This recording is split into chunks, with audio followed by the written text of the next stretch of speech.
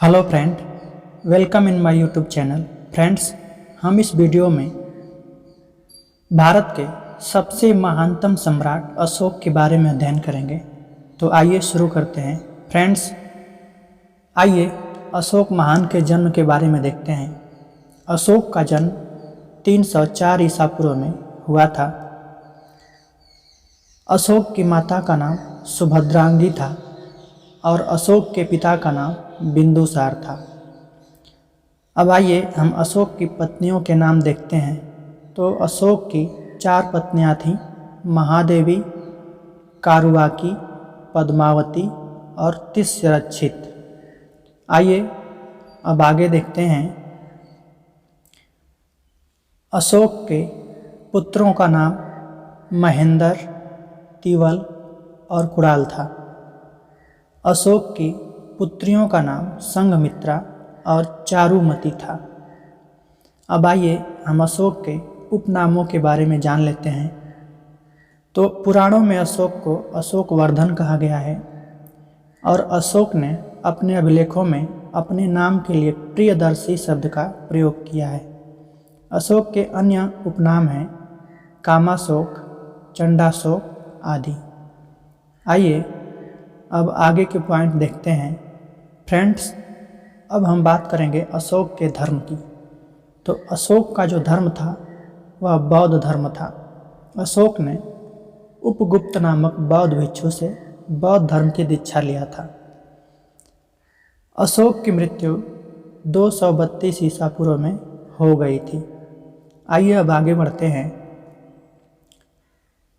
हमारा 10वां पॉइंट है, मगध की गद्दी पर बैठने से पहले अशोक अवंती राज्य का राज्यपाल था। दोस्तों, इस क्वेश्चन को एग्जाम में पूछा गया है, कई बार ये क्वेश्चन आ चुका है।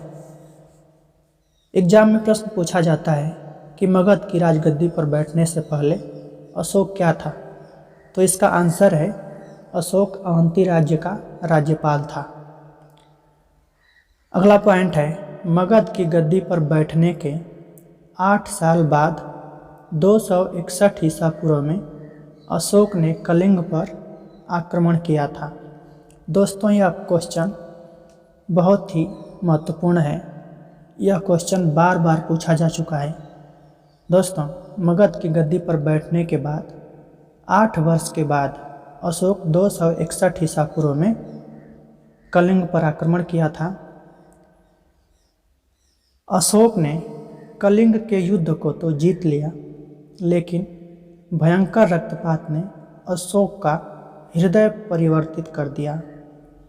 दोस्तों, कलिंग के युद्ध में इतना भयंकर रक्तपात हुआ कि अशोक का हृदय पसीज गया और वह उसका हृदय परिवर्तित हो गया। अगला पॉइंट है, कलिंग की राजधानी तोसली थी, तोसली, जिस पर कलिंग युद्ध के बाद अशोक का अधिकार हो गया था। हमारा अगला पॉइंट है, प्रारंभ में अशोक ब्राह्मण धर्म का अनुयायी था और शिव का उपासक था। बाद में उसने उपगुप्त नामक बौद्ध भिक्षु से बौद्ध धर्म की दीक्षा ले ली थी और बौद्ध धर्म को अपना लिया था। आइए अगला पॉइंट देखते हैं। गुर्जरा और मास्की अभिलेखों में अशोक का नाम अशोक ही मिलता है। इसके बाद अगला पॉइंट है, अशोक ने ही भारत में सबसे पहले शिलालेख का प्रचलन शुरू किया था।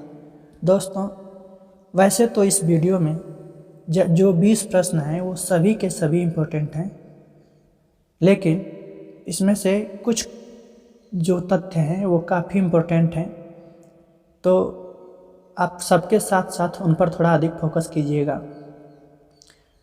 अशोक ने ही भारत में सबसे पहले शिलालेख का प्रचलन किया था और अशोक के शिलालेखों में ग्रीक, ब्राह्मी, खरोष्ठी और अरमाइक लिपि का प्रयोग किया गया था। आइए अब आगे बढ़ते हैं। दोस्तों, अब बात करेंगे अशोक की राजधानी की। तो अशोक की राजधानी अर्थात मगध की राजधानी पाटलिपुत्र ही थी। अशोक ने बौद्ध धर्म के प्रचार के लिए अपने पुत्र महेंद्र और पुत्री संघमित्रा को श्रीलंका भेजा था। दोस्तों, इस प्रश्न को भी बार बार पूछा जा चुका है कि अशोक ने बौद्ध धर्म के प्रचार के लिए श्रीलंका किसको भेजा था, तो अपने पुत्र महेंद्र को और पुत्री संघमित्रा को भेजा था। अब इस वीडियो के अंतिम प्रश्न पर हम बात करेंगे। अशोक का राजधर्म बौद्ध धर्म था। दोस्तों, ये सभी 20 तथ्य बहुत ही इम्पोर्टेंट थे।